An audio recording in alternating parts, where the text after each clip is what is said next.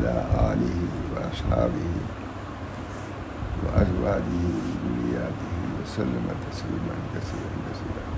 أما بعد، أعوذ بالله من الشيطان الرجيم. بسم الله الرحمن الرحيم. ألا إن أولياء الله لا خوف عليهم ولا هم يحزنون الذين آمنوا وكانوا يتقون. صدق اللہ العظیم. کل اسی سے سنایا تھا حضرت مولانا شاہ رسول اللہ صاحب رحمۃ اللہ علیہ کی کتاب ہمارے لڑکے نے لکھا ہے. مولانا شاہ رسول اللہ صاحب کی سیرت ہے مختصرا، اور حضرت مولانا محمد احمد صاحب کی، اور اس کتاب کا نام ہی شیخان ہے. جیسے مدرسے میں شیخان امام بخاری امام مسلم کہتے ہیں، تو خانقاہ میں امام شیخ مولانا شاہ رسول اللہ صاحب امام محمد احمد صاحب ہمارے یہاں شیخان جب کہا جائے تو مطلب یہی ہوتا ہے مولانا شاہ رسول اللہ صاحب اور امام محمد احمد صاحب. تو اسی شیخان نامی سے کتاب ہے. ہاں مجھے خیال توجہ بھی نہیں تھی، لیکن ایک دن وہ یوں ہی اٹھایا تو دیکھا تو حضرت ہی کی ملفوظات ہیں، تو آپ لوگوں کو کیوں نہ اسے مستفید ہو. اللہ ہم سب کو توفیق دے. فرمایا میں نے علی گڑھ میں بیان کیا تھا کہ تمام اولیاء اللہ میں بقدر مشترک جو چیز پائی جاتی ہے وہ یہ ہے کہ ان حضرات نے اللہ تعالیٰ کے راستے میں اپنی عقل و رائے کو فنا کر دیا. علی گڑھ میں بیان کیا تھا عقل و علم کی جگہ پر. کہا میں نے ایسے مضامین بیان کیا ہے. سب علماء مطلب دنیاوی اعتبار سے تو علماء ہی ہیں، وہ لوگ بڑے پروفیسران ہیں، بڑے لوگ آتے تھے، بہت زبردست. علی گڑھ کی تقریر خود مشہور ہے. تو وہاں فرما رہے ہیں، خود فرما رہے ہیں، میں نے علی گڑھ میں بیان کیا تھا کہ تمام اولیاء اللہ میں بقدر مشترک جو چیز پائی جاتی ہے وہ یہ ہے کہ ان حضرات نے اللہ تعالیٰ کے راستے میں اپنی عقل و رائے کو فنا کر دیا. جو اللہ کا ہے، اللہ کا رسول کہتا ہے، قرآن کہتا ہے، حدیث، اسی کو پیشوا بنایا. عقل کا راستہ یہ نہیں ہے، یہ فنا کا راستہ ہے. اللہ تعالیٰ ہم سب لوگوں کو اس راستے میں سب سے پہلی چیز یہ ہے کہ آدمی اپنی رائے کو فنا کر کے اللہ اور اللہ کے رسول میں فنا ہو کر کے راستے کو طے کرے. آج یہ چیزیں ایسی ہیں کہ اپنے عقل و رائے سے اس راستے کو بھی طے کرنا چاہتے ہیں، نہیں ہوگا. مٹایا ہے، صحابہ نے مٹایا ہے. بہت مشہور واقعہ ہے مولانا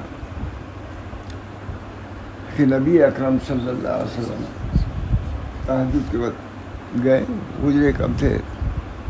حضور صلی اللہ علیہ وسلم نے چکر لگایا، دیکھا کہ حضرت ابوبکر صدیق رضی اللہ تعالیٰ تلاوت کرنا ہے، مگر دھیرے دھیرے تلاوت کرنا ہے، آواز پست. حضرت عمر رضی اللہ تعالیٰ کو دیکھا بہت زور زور سے تلاوت کر رہے ہیں. بہت مشہور واقعہ ہے، بہت. صبح کو بلایا، کہا ابوبکر تم تلاوت کر رہے تھے، بہت دھیرے دھیرے تلاوت کر رہے تھے، آواز تمہاری پست تھی. کہا اللہ تعالیٰ یا رسول اللہ، ہم کو جس کو سنانا تھا وہ تو سن رہا تھا، ہم کو زور سے پڑھنے کی کیا ضرورت ہے؟ جس کو اللہ کو سنانا ہے دھیرے دھیرے سننا پڑھنا سب کافی اس کے لیے. حضرت ابوبکر صدیق رضی اللہ تعالیٰ کے بعد حضرت عمر کو بلایا. کہا عمر تم بہت زور زور تلاوت کر رہے تھے بھائی، بڑی آواز، بلند آواز سے. کہا حضور میں شیطان کو بھگا رہا تھا، اپنے نیند کو دور کر رہا تھا اور شیطان کو بھگا رہا تھا. اس وقت زور سے تلاوت کر رہا تھا کہ شیطان بھاگ جائے. کہا تم دونوں کی نیت ٹھیک ہے، لیکن اپنی نیت پر نہ رہو. ابوبکر صدیق سے کہا تم آواز میں ذات بلندی پیدا کرو، اور ان سے کہا تھا ایسا آواز میں پستی بھی اختیار کرو. یہ بنیاد ہے مولانا، دین کی بنیاد ہے، تصوف کی بنیاد ہے. یہ اس پر ہمارے مشائخ میں سے کہا کسی نے کہ حضور کو گوارا نہیں ہوا کہ اپنی رائے پر ہی رہ کے کام کرے دین کا. اس کو بھی نبی کی مطابقت میں تم کو کرنا ہوگا, ترقی کرو گا نہیں کہ جاؤ گے. ابو بکر صدیق کرو گے. تمہاری رائے کیا ہے؟ ابو بکر صدیق سے کہا تم اپنی آواز کو ذرا اونچی کرو, اور ان سے کہا اپنی آواز کو ذرا پست کرو. دونوں کو ان کے حال پر رہنے نہیں دیا, اپنے حال پر لے آیا. سمجھے آپ نے؟ بہت بڑھیا. چشتیہ ہے, نقش بندیہ ہے, یہ 4 سلسلے ہیں نا. چشتیہ, نقش بندیہ, قادریہ, اور کون ہے؟ سہروردی. وہ نہیں کہا, حضرت عباس سہروردی نے یہ کہا کہ حضور کو گوارا نہیں ہوا کہ کوئی اپنی رائے سے اس راستے میں کام کرے. حضور صلی اللہ علیہ وسلم اپنے راستے پر لے آئے کہ تم آواز کو بلند کرو. ابو بکر شیخان ہے, یہ شیخان میں نے بھی کہا نا, ابو بکر صدیق یہ شیخان ہے. حدیث میں کون شیخان ہے؟ امام بخاری, امام مسلم. صحابہ میں شیخان کون ہیں؟ ابو بکر صدیق, حضرت عمر. یہاں شیخان کون ہیں؟ ماشاء رسول اللہ صاحب, امام محمد صاحب. دونوں کو اپنے حال پر رہنے دیا. علی گڑھ نے کہا, چونکہ دیکھا کہ یہاں رائے چیز عقل بہت ہے. اولاً تو جا کر کے خاموش بیٹھے رہے مسجد میں. علی گڑھ جب میں خاموش, کہا میں کیا بولوں یہاں, یہ تو علم اور فن کی جگہ ہے, علم معرفت کی جگہ ہے, میں یہاں کیا بولوں. میں خاموشی اختیار کیا کہ یہاں یہ چیز نہیں ہے, اس وجہ سے خاموشی. پوری مسجد خاموش بیٹھے رہے ماشاء اللہ, پوری مسجد تمام پروفیسر تمام دنیا سب خاموش. خاموشی مانی, پھر شعر پڑھا, خاموشی مانی عدالت در گفتن نمی آئے. خاموشی وہ چیز ہے کہ جو کہنے میں وہ بات نہیں آ سکتی. خاموشی مانی عدالت کی در گفتن نمی آئے. خاموشی ایسی چیز ہے کہ جو کہنے میں اس کی تعریف, اس کی خوبی نہیں آ سکتی. وہاں کے مناسب یہی بیان تھا, خاموش بولنا نہیں, خاموشی اختیار کیا. کہا کہ بولتے تو آئیے یہاں لوگ. خاموشی کی اہمیت بیان کیا. کچھ دیر خاموش رہو, اللہ کی طرف سے علوم آئیں گے. اللہ تعالیٰ ہم سب لوگوں کو توفیق دے ان حقائق کو سمجھنے کے لیے. اللہ تعالیٰ نے پہلے تو خاموشی سکھایا ہے. الف لام میم, خاموشی سکھایا, جو کچھ بولنا مت ہے ہی نہیں. اللہ عالم بما, اللہ ہی جانتا ہے. ہر عالم کہتا ہے, پڑھانے بیٹھا ہے, بیٹھے کیا کرتا ہے, اللہ عالم, ہم نہیں جانتے. معلوم ہوا کہ علم کی ابتدا خاموشی سے ہے. قرآن کی ابتدا خاموشی سے ہے, بکواس سے نہیں ہے. خاموشی مانی عدالت, آج اس کی ضرورت ہے. اللہ کی طرف رجوع قلب سے. اللہ ہم سب کو اس کی توفیق دے. طریق کو سمجھنے کی بھی اہمیت ہے. اللہ تعالیٰ نے طریق کو واضح فرمایا ہے. ہمارے مشائخ نے پورا طریق اشارت فرماتے ہیں. فرمایا, میں نے علی گڑھ میں, بہت طویل ہو جائے گا, میں نے علی گڑھ میں بیان کیا تھا کہ تمام اولیاء اللہ میں بطور قدر مشترک جو چیز پائی جاتی ہے وہ یہ ہے کہ ان حضرات نے اللہ تعالیٰ کے راستے میں اپنی عقل و رائے کو فنا کر دیا اللہ کے راستے میں, اور رسول اللہ صلی اللہ علیہ وسلم کو مطاع اور مقتدا اور پیش رو مان کر اپنے کو ہر معاملے میں ان کا مقلد بنا دیا. یہ طریق ان حضرات نے اللہ تعالیٰ کے راستے میں اپنی عقل و رائے کو فنا کر دیا, اور رسول اللہ صلی اللہ علیہ وسلم کو مطاع و مقتدا اور پیش رو مان کر اپنے کو ہر معاملے میں ان کا مقلد اور پسرو ہونا عمدن ثابت کر دیا. وہاں کے مناسب بیان کرنا چنانچہ اس راہ میں جس کو جو ملا ہے اسی کے برکت سے ملا ہے. فنا اللہ کی راہ جو نصیب آفتاب اندر جہاں واقع کسے گویا ذکر مصطفیٰ اندر جہاں مانگا کسے گویا حضور صلی اللہ علیہ وسلم کے رہتے ہوئے کسی کا بولنا ایسے ہی ہے جیسے آفتاب کے ہوتے ہوئے چراغ کو دکھانا ہے. ما ورائے عقل, عقل کی بھی ایک حد ہے, اس کے بعد اس کو جھکنا پڑتا ہے. اسی نبی صلی اللہ علیہ وسلم کا ایک ماورائے عقل کیا چیز ہے؟ وہی ہے. تمہارے عقل کے اوپر بھی ایک چیز ہے، وہ وہی ہے. وہی کے تابع ہو گئے، کامیابی ہو گئی. جہاں تمہاری عقل لنگڑی اور لونجی ہو گئے رک جاتی ہے، وہاں وہی کا سلسلہ شروع ہوتا ہے. اس وجہ سے جتنی چیزیں ہیں ہمارے ابن تیمیہ نے لکھا ہے، بہت حضرات بہت ماہر ہیں. کہا دیکھو یہ روشنی ہے، یہاں اجالا ابھی بجھا دیا جاتا ایک قسم کی تاریکی ہو جائے گی. یہاں دیکھنے کے لیے اس کی ضرورت ہے. یہاں کمرے میں بھی ایک ہے روشنی، لیکن روشنی کام نہیں آتی جب تک یہ نہ جلا ہوگا. اسی طریقے سے عقل کی بھی ایک روشنی ہے. جب اس کی روشنی مات پڑتی ہے، پھر وہی کی روشنی آتی ہے، تب تم کو حقائق منکشف ہو گئے. حقائق کا انکشاف وہی کی روشنی میں ہے، عقل کی روشنی میں نہیں ہے. انبیاء علیہ الصلوۃ والسلام آتے ہیں. حقائق کا علم اور حقائق کی معرفت نور وحی سے ہوتی ہے، نور عقل سے نہیں. نور چشم محدود ہے، اس کی محتاج ہے. اسی طرح نور عقل محدود ہے، نور وحی کی ضرورت ہے، بغیر اس کے سمجھ میں نہیں آئے گی. علامہ ابن قیم نے بیان کیا ہے، بہت زبردست بیان ہے، توڑ دیا قلم. بہت بڑے آدمی تھے علامہ ابن قیم. تم کیا سمجھو گے؟ پائے 24 معلوم لکھتے ہیں کہ عقل کی کرسی ایسی ہے جو 24 لکڑی کا یہ ہے، ٹوٹ بھی سکتا ہے. اور عقل جو وہی کے ساتھ ہے وہ کہیں رکنے سے بڑھتی جائے گی.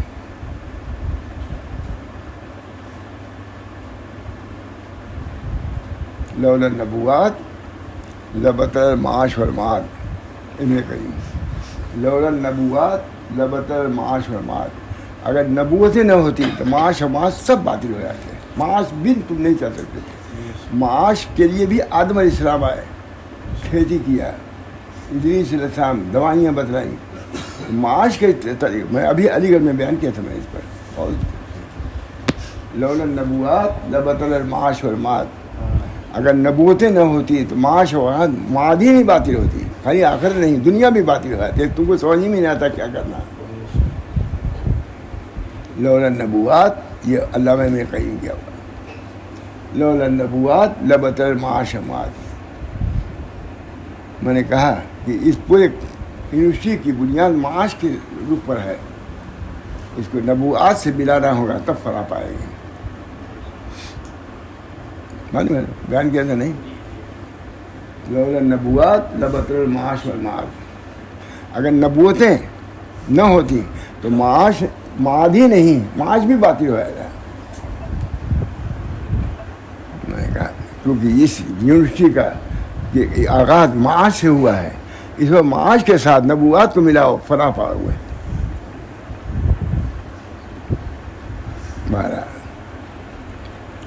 اپنے رسول اللہ صلی اللہ علیہ وسلم کو مطاع اور مقتدا اور پیشرو مان کر اپنے کو ہر معاملے میں ان کا مقلد اور پسرو ہونا عملاً ثابت کر دیا.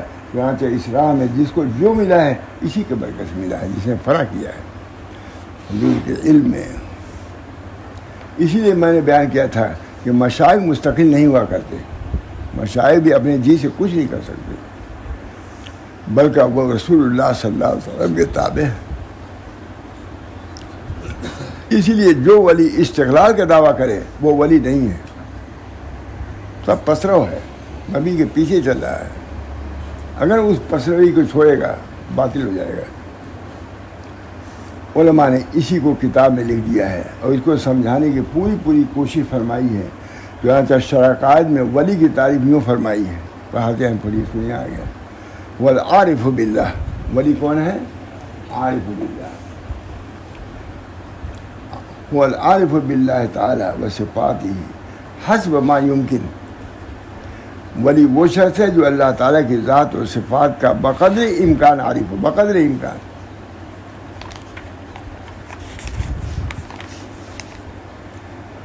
طاعات پر مداومت رکھتا ہے ولی. سب سے پہلی چیز عقائد، اس کے بعد اعمال، اور اعمال میں مواظبت ہونا چاہیے. نہیں آج کیا 10 دن چھوڑ دیا، کوئی اس کے معمولی نہیں. خود امام شافعی فرماتے ہیں کہ ہر عالم کا ایک وظیفہ ہونا چاہیے فیما بین ہو بین اللہ، ہے کہ نہیں؟ فیما بین ہو بین اللہ، ہر عالم کا، ہر عالم کے لیے ورد ہونا چاہیے جو فیما بین ہو بین اللہ، اس کے درمیان اور اللہ کے درمیان میں تعلق ہے، مخلوقی سے نہیں. ایک وقت ہونا چاہیے جس میں اللہ سے مناجات کرے، ذلات کا اپنے اعتراف کرے، اپنے کمیوں کا استحضار کرے. یہ نہیں کہ کمالات لیے پھر رہے ہو تو اللہ کے سامنے تو جھکو کہ اللہ ہم کچھ بھی نہیں. اللہ یہ ہے طریق مولانا، جس میں طرح طرح کی مخالفت معالبت ہے. یہ طریق کوئی خلاف ہے، سب طریق شرع وقائد پڑھاتے ہیں نا، اس میں ہے کہ نہیں عبارت؟ اسی کو بیان کیا علی گڑھ میں حضرت اسماعیل اس کو المجتنبات. یہ دیکھیں بہت حسب هو العارف باللہ تعالی و صفاتی حسب ما یمکن المواظب علی الطاعات، طاعات پر مواظبت کرتا ہوں. بہت عمدہ بات ہے. اللہ ہم سب لوگوں کو اس پر لائے، طاعات پر مواظبت کرے اور معاصی سے مجتنب اجتناب کرے.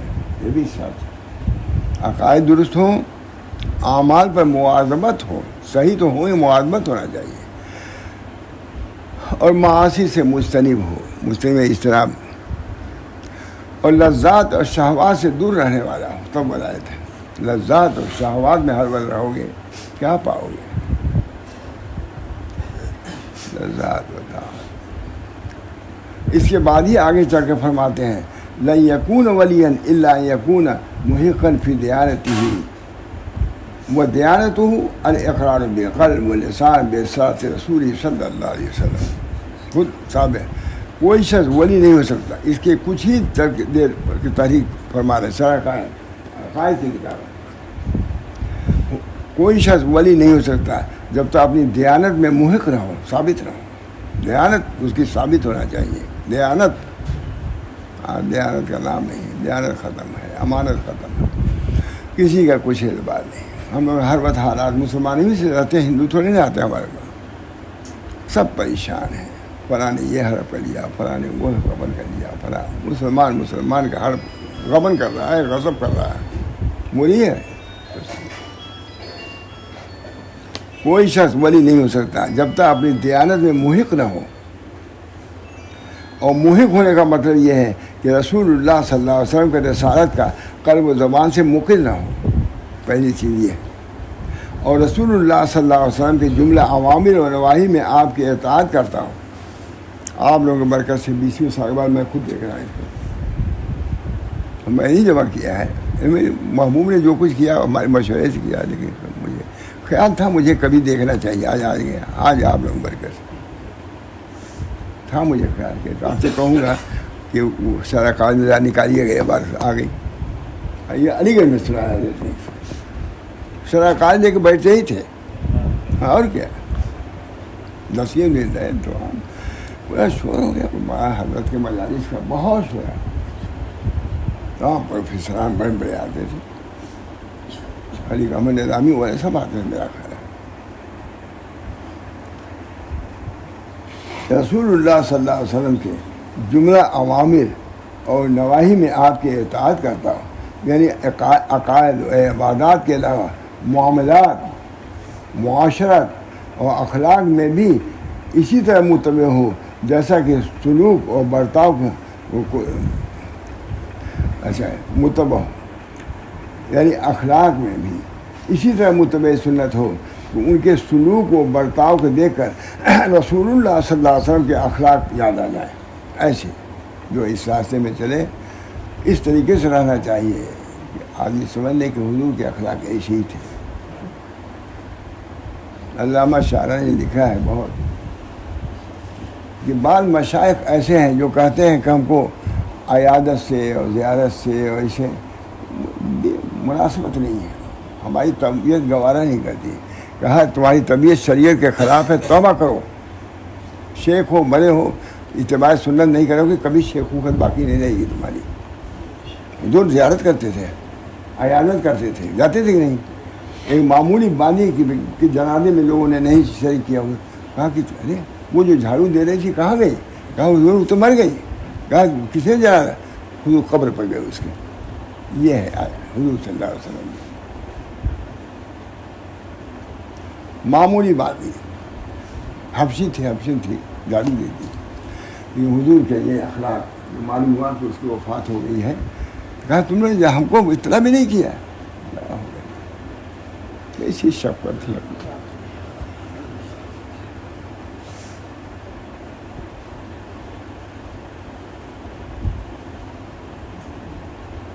ایک صاحبہ آئی، وہ کانپنے لگی کسی بات پر۔ کہا کیوں کانپ رہی ہے؟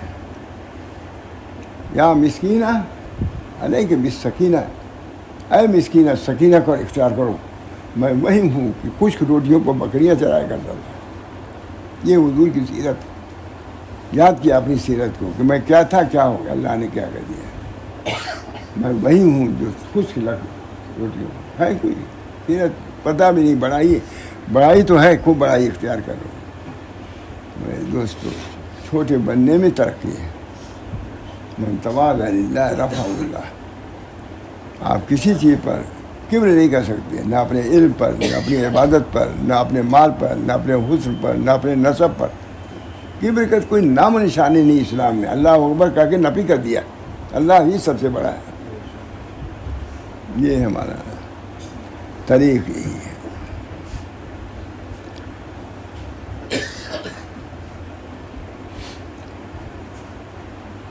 اس کے سلوک اور برتاؤ کو دیکھ کر رسول اللہ صلی اللہ علیہ وسلم کے اخلاق یاد آئے۔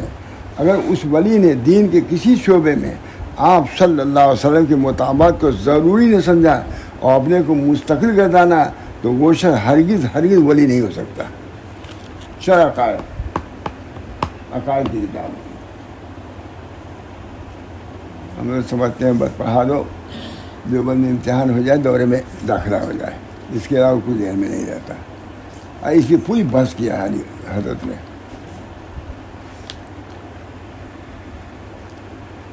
پہلے کے تمام بزرگان دین جو اہل طریقت کہلاتے ہیں، وہ اہل شریعت بھی ہوا کرتے تھے۔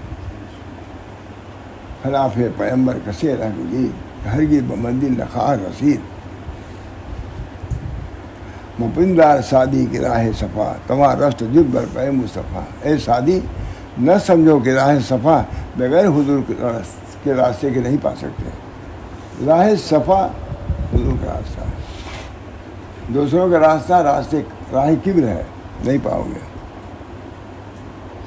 نیز شیخ عبدالگنگوہی اپنے مکتوبات میں فرماتے ہیں، ہر کی در راہ محمد رہن یاب، تا ابد گردے ادی درگاہ نیاب۔ جس کو حضور صلی اللہ علیہ وسلم کا راستہ نہ ملا، وہ درگاہ خداوندی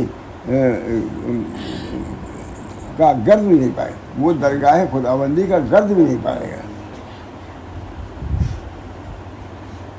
کون کا سیدنا عبدالقدوس گنگوہی؟ جانتے بھی نہیں اس کو معلوم کرنے کی فکر ہے حضور کی کیا سیرت۔ اللہ ہم سب لوگوں کو توفیق دے کہ اپنی نفی ہے اپنا اس بات نہیں، اپنی نفی۔ نیز حضرت قاضی ثناء اللہ پانی پتی، جو اپنے زمانے کے مفسر، محدث، فقیہ، متکلم، صوفی سبھی کچھ تھے، کتاب مال بزرگ لکھتے ہیں، خیال نہ باعث کیا کہ حقیقت خلاف شریعت ہے۔ یہ خیال نہ کریے، فقہ کتاب ہے، پڑھائی بھی جاتی ہے، لیکن آخر میں کتاب الاحسان لکھا ہے انہوں نے۔ خیال نہیں کرنا چاہیے کہ حقیقت شریعت کے خلاف ہے، تصوف شریعت کے خلاف نہیں ہے۔ یہ جہل و کفر ہے، شریعت اور حقیقت اور سب حقیقت شریعت میں داخل ہے، شریعت میں طریقت بھی داخل ہے اور حقیقت بھی داخل ہے۔ اگر دونوں کو الگ کرو گے کچھ نہیں رہ جاؤ گے، کچھ سمجھتے ہو۔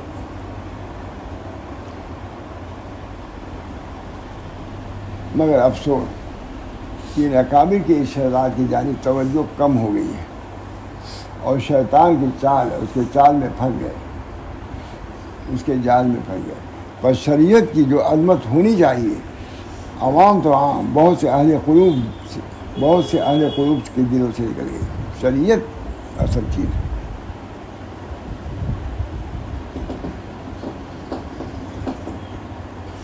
ولی کی تعریف کو نہیں عمدہ کیا. عارف باللہ تعالی و صفاتی حسب ما یمکن، پوری معرفت میں. تو اس کی صحت میں کسی کو کیا کلام ہو سکتا ہے؟ ہاں اگر اس میں ایک وصف اور بڑھائی ہے یہ مسئلہ مزید واضح ہو جاتا ہے. وہ بے رسول ہی کا لفظ ہے، جس کا مطلب یہ ہوگا کہ ولی وہ ہے جو حسب امکان اللہ تعالیٰ اور اس کے صفات کے معرفت کے ساتھ ساتھ اس کے رسول کا بھی عارف ہو. یہ حضرت معرفت. اس لیے کہ ولی کے لیے جیسے اللہ تعالیٰ کی معرفت ضروری ہے، ویسی رسول اللہ صلی اللہ علیہ وسلم کی معرفت کی ضروری ہے. پوری بات ہے. اللہ تعالیٰ ہم سب لوگوں کو انعقاد. تو میں نے جو آیت پڑھی تھی، الا ان اولیاء اللہ لا خوف علیہم ولا هم یحزنون الذین آمنوا وکانوا یتقون. فرماتے بہت اس پر مجلس میں بیان فرماتے تھے اس آیت پر کہ دیکھو ہر شخص اپنے لوگوں کو، اپنے دوست کو پہچانوا کے جاتا ہے کہ دیکھو یہ تمہارا دوست، اس کے خیال رکھنا. اور جو دشمن ہوتا ہے اس کو پہچانا جاتا ہے، اسے پورا حذر رہنا. تو کیا اللہ ہی اپنے ولیوں کو پہچانوائے گا نہیں؟ یہ ان کا بیان تھا اس انداز سے کہ لوگ اس بارے میں جس کو چاہے ولی سمجھ لیں ولی ہوگا. بھائی اللہ کا ولی ہے نا، تو اس کو کون پہچانے گا؟ پہچانوائے گا اللہ ہی پہچانوائے گا. بہت خاص مضمون کا تھا کہ لوگ اولیاء اللہ کو پہچانواتے ہیں. اللہ نے پہچانوایا ہے. کیا پہچانوایا؟ الا ان اولیاء اللہ لا خوف علیہم ولا هم یحزنون الذین آمنوا وکانوا یتقون. جو ایمان رکھیں تقوی، وہی ولی ہے. پہچان. ایک مصری آدمی لگتا ہے کہ اس زمانے میں وہی ولی وَإِنْ كَانَ فَاسِقًا وَإِنْ كَانَ نَصْرَانِيًا. ولی کو اتنا عام کر دیا کہ وہ فاسق فاجی کو بھی لوگ ولی سمجھنے لگے، نصرانیوں کو، عیسائیوں کو ولی سمجھنے لگے. قائد لگی ہوئی ہے. الا ان اولیاء اللہ لا خوف علیہم ولا هم یحزنون الذین آمنوا وکانوا یتقون. یہ بنیادی چیز ہے. کسی کے اندر ایمان دیکھو، تقویٰ دیکھو، وہ ولی ہو سکتا ہے. جو اس کے برعکس ہے وہ ولی نہیں. اللہ کو علی نے اللہ تعالیٰ نے صاف فرما دیا کہ میرا ولی نہیں ہو سکتا. اس میں تم پر حذر رہو. اس پر پوری بات پوری مجلس میں بیان کرتے کہیں ہم نے نہیں سنا. اس پر پوری بات کہ اللہ ہی اپنے ولی کو نہیں پہچانے گا. فرماتے تھے کہ اس سڑک پر جو گھوم رہے ہیں اسی کو یہی لوگ کہتے تھے. مجلس والوں کو معاف کیجیے گا، کہتے تھے یہ لوگ جو بیٹھے ہوئے ہیں یہ سب سن رہے ہیں، اور جا کے کوئی چیتھڑا تڑا گالی دیتا ہو پائے کوئی اسی کو ولی سمجھ لیں گے. مخاطب کر کے ولی یہ لوگ بیٹھے ہوئے سن رہے ہیں، یہ میں بیان کر رہا ہوں سن رہے ہیں، لیکن نیچے جا کر کے کہ جو انڈا ننگا آدمی جو کہیں گے یہی ولی ہے. یہ بیان کرنے کے بعد بھی کوئی ٹھیک نہیں کہ ولی کی پہچان کر سکے. لوگ وہ بڑے لوگ تھے جتنا بھی چھوٹے ہمارے، لیکن تبھی میں یہ نہیں کہتا. وہ انہیں کا منصب تھا کہتے تھے. بڑے لوگ تھے سب بڑے علماء رہتے تھے. کہتے یہ میں بیان کر رہا ہوں کہ ولی کی شرائط میں سے کیا ہے؟ ایمان، عمل صالح ہے کہ نہیں. لیکن یہی لوگ جب اتریں گے نیچے، اپنے لوگ کہتے ہیں، یہی لوگ جب اتریں گے کوٹھا تھا اس کے اوپر، جب دیکھیں کسی ننگ دھرنگ کو جو احیات خرافات گالی گلوچ کر رہا ہے اسی کو ولی سمجھ لیں گے. یہ لوگ، یہ بزرگ لوگ ہیں. سب سے بڑا رکھنا ولایت کی تعریف میں ہوا ہے کہ ولایت کے جو لوازم تھے اس کو ختم کر دیا گیا. سب سے بڑی جو جتنا ایمان، جتنی اطاعت، جتنی اتباع، اسی اس کا درجہ ہے ولی کا. ایک بزرگ تھے علامہ شاطبی نے لکھا ہے، ایک مشتہر مشہور بالولایت ایک شخص تھا، مشہور بالولایت. علامہ شاطبی لکھ رہے ہیں، یہ عقائد کی کتاب موافقات میں لکھا ہے. ایک شخص مشہور بالولایت تھا، اس سے ملنے کے لیے ایک شخص گئے. اب گئے ساتھ چلے، اسے قبلہ کی جانب تھوکا، بس وہیں سے پیچھے. کہا جو شخص ایک سنت پر جس پر ہم کو اطمینان نہیں ہے، اس کے ولایت پر ہم کیا اطمینان کر سکتے ہیں. باعزید بستانی نے لکھا، مولانا عبدالسوجی باعزید بستانی نے کہا ہے، انہوں نے ایک سنت کے اتباع نہ کرنے پر اس کو ولایت سے خارج کر دیا تو پھر کیا حال ہے جو لوگ دن رات شریعت کے خلاف ہی کر رہے ہیں ان کو کیسے ولی تم سمجھ رہے ہو؟ ہادہ اصل بایزید بستامی، یہ ایک اصل ہے کہ بایزید بستامی نے رکھا کہ بغیر اتباع سنت کے ولایت کے درجے کو نہیں پہنچ سکتا. اس شخص سے مسابہ بھی نہیں کیا، واپس کہا کہ یہ شخص قبلے کی جانب تھوک رہا ہے. جب اس کو اتنا ادب نہیں ہے تو اور اس کی باقی چیزوں کو ہم کیا اطمینان کر سکتے ہیں؟ سمجھ گئے نا؟ آ جائے یہ حضرت کی تقریر بہت شاندار طرح سے بیان کرتے ہیں. ہاضا اصل کتاب دیکھ لیجیے، دکھلا دوں گا. یہ ایک اصل ہے کہ بایزید بستامی نے یہ مقرر کر دیا ہے کہ بغیر اتباع سنت کے ولایت کے درجے تک کوئی نہیں پہنچ سکتا ہے.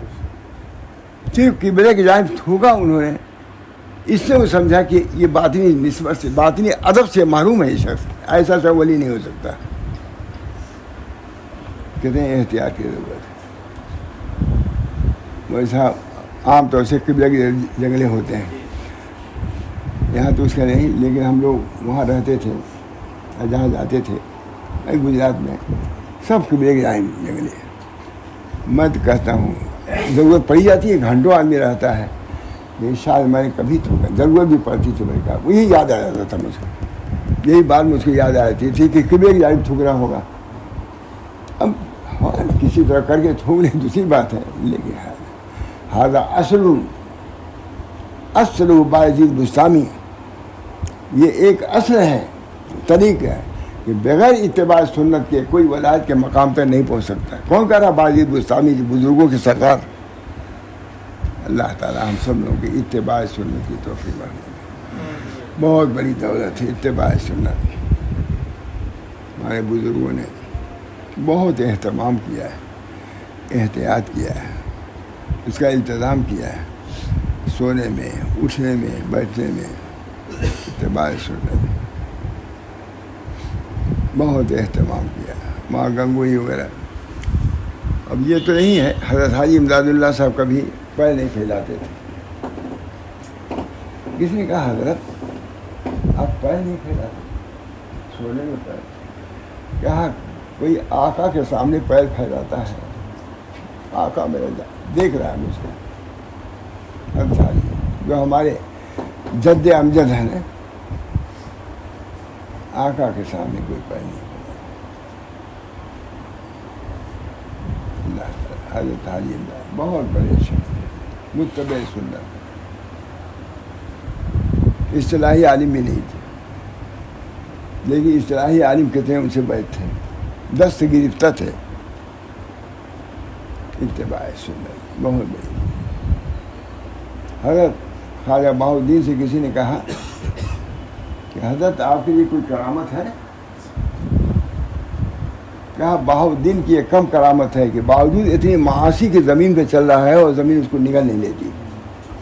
یہ طریق مولانا، یہ طریق جس سے ہم لوگ بالکل انانیت، غرور، دعویٰ اسی میں پڑے ہوئے ہیں. ایک سے یہیں آیا بیٹھا خالی اپنا دعویٰ.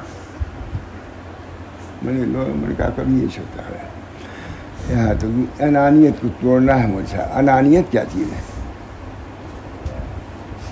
انانیت میں تو نام و نشان مٹا بیٹھا، شہرا میرا اڑا دیا کسی نے.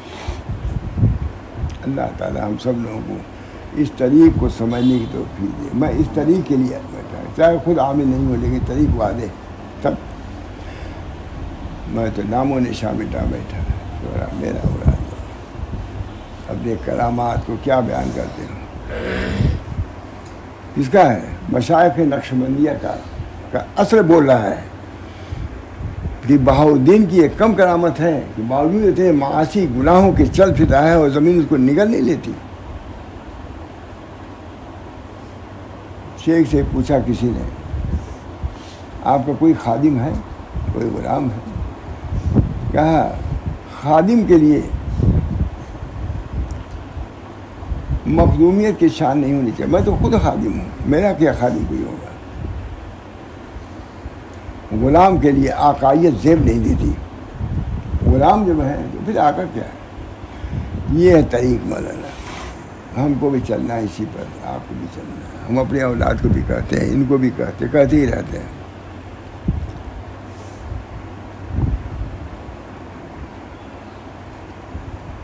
دل سے پوچھا ہم نے تمہاری کتنی عمر؟ وہی ہے نا. ہاں. کہا 18 سال. میں نے کہا 18 سال کی عمر میں ہماری شادی ہوئی, تبھی سے یہ بات سن رہے ہیں. 18 سال کی عمر سے بھائی شادی ہوئی, حضرت کے پہنچ گئے.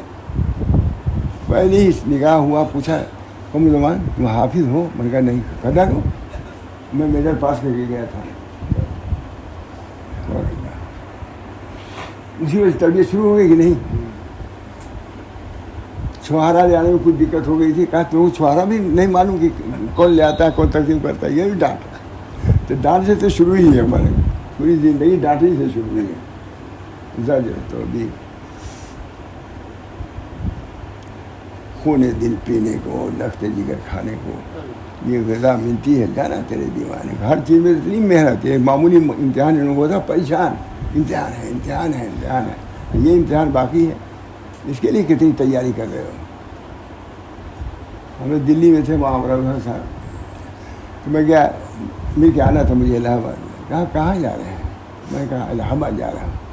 کہا وہاں کے جانے کو بھی یاد رکھیے. یہ فوراً ہمارے مسلم بھی سب ویسے ہی تھے. اب دیکھیے وہاں عمرہ صاحب مجھ سے کہا کہ وہاں کے میں نے کہا الہ آباد جا رہا ہوں. میں نے کہا وہاں کے جانے کو بھی یاد رکھیے. آخرت, تذکیر آخرت.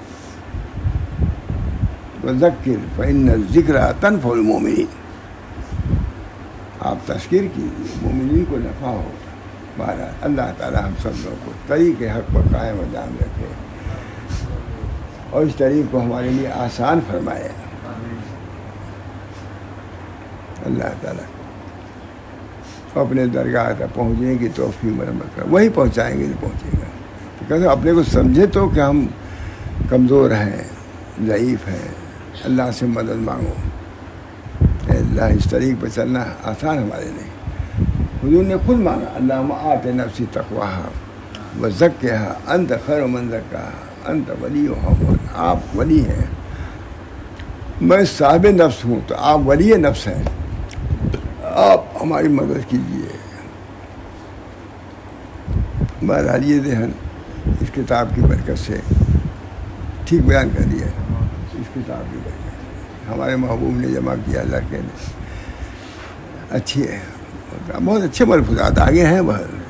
میں بھی دیکھ نہیں رہتا, یوں ہی اٹھایا, میں نے کہا کل بھی بیان کیا تھا ملفوظات, بزرگوں کے ملفوظات. حضرت حاجی صاحب کہتے ہیں کہ اہل اللہ کے ملفوظات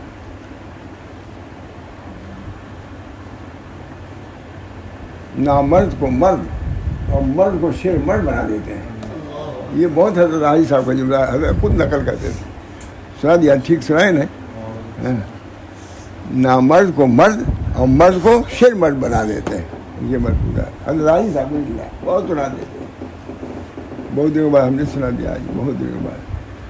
نامرد کو مرد اور مرد کو شیر مرد بناتے ہیں ملفوظات. بس دعا کیجیے اللہم صلی علی سیدنا محمد. اللہ تعالیٰ یہ ملفوظات, یہ فرمودات جو سنائے جا رہے ہیں, اللہ مجھے بھی عمل کی توفیق دے, میرے اہل و عیال کو بھی توفیق دے, عمل کی توفیق دے. اور جو لوگ بھی سنتے ہیں, اللہ تعالیٰ ان سب کو طریق کو واضح فرمائیے, اور پر چلنا چلانا آسان فرما دیجیے.